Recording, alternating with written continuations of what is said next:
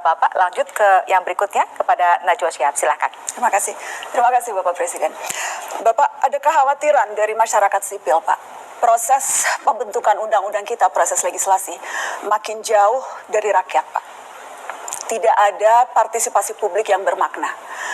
Dan menjadi semakin krusial hari-hari ini, Pak. Terutama karena kalau kita lihat daftar RUU yang akan segera dibahas di DPR, RUU Kepolisian, RUU Kejaksaan, hingga RUU Penyiaran, Pak Presiden. Dan dalam berbagai RUU ini tampak ada pola yang mirip, Pak. Wewenang aparat negara diperbesar, warga negara diperkecil perannya. Saya spesifik mau bertanya soal RUU Polri, Pak. Karena di situ tampak bahwa kewenangan kepolisian akan ditambah, padahal justru isu krusialnya adalah pengawasan yang minim. Dilihat dari berbagai abuse of power yang dilakukan oleh aparat, dari mulai kasus pelecehan seksual perwira, dari mulai korupsi, dari bagaimana aksi kekerasan yang dilakukan aparat. Saya ingin tahu pendapat Bapak sebagai Presiden pribadi. Bapak setuju polisi perlu diperluas kewenangannya, atau justru malah harus ditambah pengawasan dan wewenangnya diperkecil, Pak Presiden? Baik, saya jawab ya. Jadi terima kasih. Ya, ini akan saya perhatikan.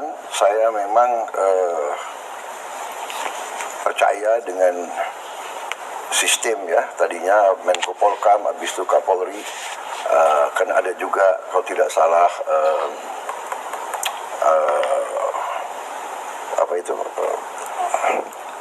oversight yang di atas Polri itu, Kompolnas, ya kan, itu juga terdiri dari tokoh-tokoh itu kan. Kemudian kita juga punya, ya kita kan punya sistem politik bahwa semua undang-undang itu kan dibahas oleh semua partai politik yang dipilih oleh rakyat, kan begitu kan. Ya, jadi itu ya. Tapi terima kasih masukan itu, saya akan kasih perhatian khusus sekarang. Mungkin alinea akan saya pelajari. Ya. Sebetulnya tadinya saya anggap undang-undang TNI adalah hanya masalah yang krusial, itu kan hanya masalah penambahan usia pensiun. Tiga pasal, Pak. Iya. Tapi yang intinya kan itu, yang ada perubahan. Yang lain kan tidak ada. Tapi kita nggak tahu ada apa enggak, Pak. Soalnya nggak pernah dibuka. Tapi kan dipelajari oleh semua partai, termasuk partai oposisi di luar pemerintah kita. Dan iya kan? Kembali ke itu, Pak. Karena prosesnya yang tidak transparan, draft yang terkadang kerap kali tidak terbuka. Kemudian juga pertemuan bahkan sudah diketok belum dikasih tahu. Pertemuan bukan di lembaga DPR tetapi di luar ruangan parlemen begitu. Maaf ya, tapi ini kan sudah berjalan belasan tahun. Anda paham kan, kadang-kadang orang itu istilahnya menyelesaikan suatu masalah itu kadang-kadang ada istilah konsinyir. Mereka kerja berapa hari tanpa berhenti loh itu. Tapi ya, kuncinya rakyat tidak mendapatkan akses untuk ikut, Pak. Itu jadi peran rakyat tidak ada. Itu mekanisme itu bisa kita perbaiki. Tapi kan ada beredar naskah-naskah ngarang karangan kan begitu kan? Karena naskah resminya tidak diberikan, Pak. Iya, come on. Kan Anda kan punya wakil rakyat. Kan ada sekian ratus wakil rakyat. Tidak semua di pemerintahan. Benar nggak? 80% koalisi Bapak. Iya, 80%. Oke. Tapi kan kalau mereka tidak setuju, bagaimana? Jadi dalam arti, mari kita koreksi itu. Kalau tidak puas dengan transparansi, kita bikin transparan. Tapi jangan ngarang gitu loh. Ya kan? Ngaku bahwa ini draft. Ya kan? Orang kita aja belum, saya sendiri sebagai presiden belum bikin surat ke DPR kok. Iya kan? Pak, boleh tadi Pak, apakah Bapak sependapat bahwa perlu, ini pertanyaan yang tadi belum dijawab, apakah Bapak sependapat bahwa polisi perlu diperluas, apakah polisi perlu diperluas kewenangannya, Pak, sesuai dengan minimal draft yang saat ini kita lihat beredar? Ya udah lihat draft yang beredar. Ya. saya akan pelajari draft itu. Tapi pada prinsipnya Bapak setuju polisi perlu ditambah kewenangan atau tidak, Pak? Pada prinsipnya polisi harus diberi wewenang yang cukup untuk melaksanakan tugasnya. Ya. Kalau dia sudah diberi wewenang cukup, ya kenapa harus ditambah. Jadi ini tinggal kita menilai secara arif gradasi itu, ya kan?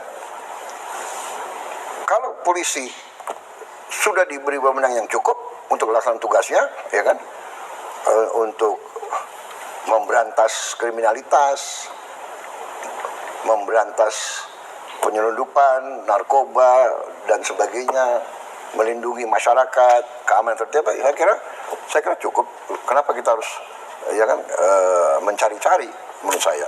Pak, ketika tadi baik. Bapak ketika Maaf, sorry, waktu satu kita lagi, sudah satu lagi, habis, boleh, Pak? kita harus berikan dulu kesempatan kepada yang lainnya, Pak. Nggak apa-apa, Terima saya bisa. Oke. Terima kasih Bapak. Tadi saya mau follow up ketika Bapak bilang sudah memperingatkan dan nanti sebelum nanti akan ambil tindakan kepada kepolisian. Tadi Bapak mengatakan itu. Tidak hanya kepolisian, semua Seluruh lingkup aparat. institusi. Ya. Nah, ukurannya apa, Pak? Mana momen indikator yang Bapak rasa ini memang sudah waktunya ambil tindakan? Apakah beragam kasus yang terjadi belakangan? Apakah itu belum cukup untuk Bapak mengambil tindakan seperti tadi kata Bapak? Saya kira kita bisa melihat ya, saya umpamanya nanti akan menilai apakah penyelundupan narkoba berkurang. Kedua, apakah penyelundupan barang-barang terlarang berkurang. Ya, intinya itu yang saya sampaikan ke semua aparat penegak hukum. Narkoba harus kita perangi, sangat berbahaya untuk anak-anak kita, cucu-cucu kita. Very dangerous is narkoba, ya. Kemudian penyelundupan barang-barang itu membunuh pabrik-pabrik. Itu berarti membahayakan kehidupan ratusan ribu rakyat kita. Itu saya sampaikan kepada Kapolri, saya sampaikan kepada Jaksa Agung, kepada penegak-penegak hukum lain. Saya minta diperhatikan masalah ini. Menko Polkam juga sudah jelas. Jadi penyelundupan narkoba, penyelundupan barang, kemudian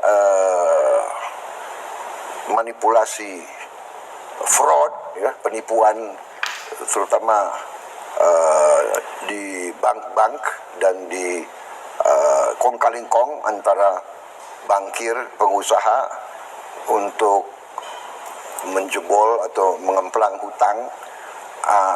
Ini kriteria yang saya sudah berikan dan ya sekarang saya lihat sebagai contoh Jaksa Agung, polisi dibantu TNI bertindak.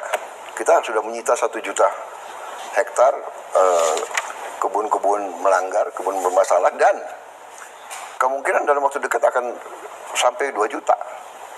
Saya dapat laporan, ya, ini laporan dari BPKP, Jaksa Agung, ya.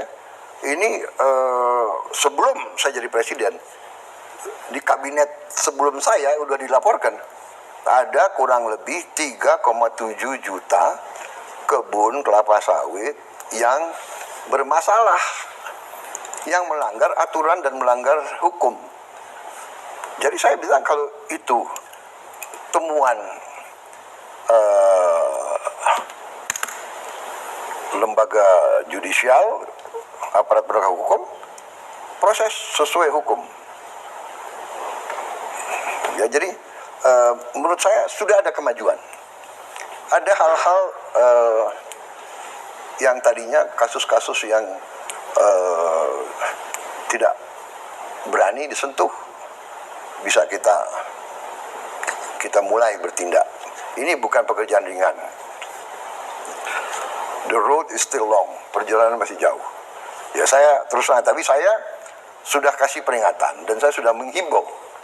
Saya pernah kumpulin hampir berapa ratus perwira kepolisian di Akademi Kepolisian. Kapolri yang undang saya bicara, saya bilang saudara-saudara, ini masalah bangsa dan negara, saya bilang. Jadi saudara sekarang ujung tombak. Yang saya katakan, kalau narkoba tidak kita berantas, yang hancur anak-anak kita, masa depan kita hancur. Anak-anak usia produktif rusak. Dan cukup mengkhawatirkan jumlah yang sudah kena nyandu. Yang di dalam penjara pun anak muda banyak sekali. Ini saya perintahkan ditinjau kembali kalau perlu masuk rehab. Saya sudah sampaikan itu. Saya sampaikan ke mereka. Ya kan? Jadilah Anda pahlawan bangsa, menyelamatkan masa depan bangsa, berantas narkoba, berantas penyelundupan. Ya kan? Itu himbauan saya kepada mereka. Dan saya orang yang berpikir positif, ya. Sometimes we have to give positive reinforcement. Jadi kita himbau, kita kasih kesempatan yang berprestasi. Ada seorang petugas kepolisian berhasil menangkap, membongkar penyelundupan. Ya kita naikin pangkat luar biasa dan sebagainya. Ya, saya kira itu jawaban. Tapi saya nangkap concern masyarakat dan saya akan ya bicara dari hati ke hati. Keberhasilan negara yang kuat antara lain keberhasilan daripada tentara dan polisinya menjadi baik, menjadi unggul. Ini pelajaran sejarah. Negara itu kuat. Saya sampaikan, masalah korupsi ini masalah yang sangat penting. Kita harus berani untuk mengurangi kalau bisa sampai sekecil-kecilnya. Kalau enggak, ya hancur masa depan kita karena kekayaan kita hilang. Ya kan? Yang bisa dipakai untuk membantu orang miskin dipakai hanya segelintir orang. Tapi ya, alhamdulillah ya saya merasa ya dalam berapa tadi 5 bulan yang laporannya kita bisa selamatkan cukup besar ya. Hampir potensi kerugian yang kita selamatkan itu 1.440 triliun. Itu dari 1 juta hektar kelapa sawit aja yang bisa kita selamatkan segitu. 480 triliun setahun. Kalau dikali 10 tahun ya demikian. Pertamina juga kita bisa selamatkan kerugian yang sekian banyak. Ini baru 150 hari itu sekian, iya kan? Nah kalau kita lihat pengungkapan yang lain, ya saya kira prestasi kita total pengungkapan sebelum 20 Oktober itu 645 triliun. Jadi I think we are moving fast. Tapi saya terima nanti akan saya bicarakan dengan tokoh-tokoh koalisi supaya ada transparansi. Tiap undang-undang ya ada dengar pendapat, undang semua stakeholder dibahas, ya kan? Tapi juga kita harus juga nanti mungkin Mensesnek dan tokoh-tokoh kita bahwa naskah yang sah itu diungkapkan kepada masyarakat. Ini yang sah naskahnya supaya nggak beredar macam-macam fiktif. Tapi ini kan biasa orang Indonesia kan. Benar nggak? Sebelum saya umum ke kabinet sudah banyak daftar kabinet yang beredar dan yakin gitu loh. Ya kan, saya bicara orang dekatnya Pak Prabowo. Iya kan? Daftar harapan itu Pak. Daftar harapan. Orang-orang yang harap mau. Terima kasih Bapak Presiden. Jadi titip RUU Polri ya Pak. Untuk dikawal Ya, langsung. Titip RUU Polri, Pak. saya berkepentingan karena kita butuh polisi yang terhebat. Terhebat yang bisa diawasi. That is kunci. Karena kalau enggak, kita lihat negara-negara lain ya, waduh. Akhirnya, tapi tidak hanya polisi, tentara pun banyak yang sudah jadi satu sama kartel. Kalau lihat di Meksiko, ya kan, di Meksiko ada kasus, maaf, jangankan kepala polisi atau panglima tentara, presiden ada yang terlibat ya di Meksiko, ya kan? Akhirnya dia lari dari Meksiko. Bayangkan kalau presiden sudah bisa dibeli oleh kartel narkoba. Ya kan? Ini terjadi di banyak negara. Jangan mengira bahwa kita ini imun terhadap bahaya-bahaya itu gitu loh.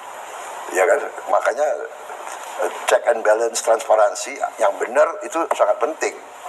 Sangat penting, ya kan? Karena yaitu power tends to corrupt. Absolute power corrupts absolutely. Jadi ini memang benar itu, ya kan? Jadi memang apa itu istilahnya apa tuh? Istilahnya apa? Ngeri-ngeri apa? Ngeri-ngeri sedap. Ngeri-ngeri sedap.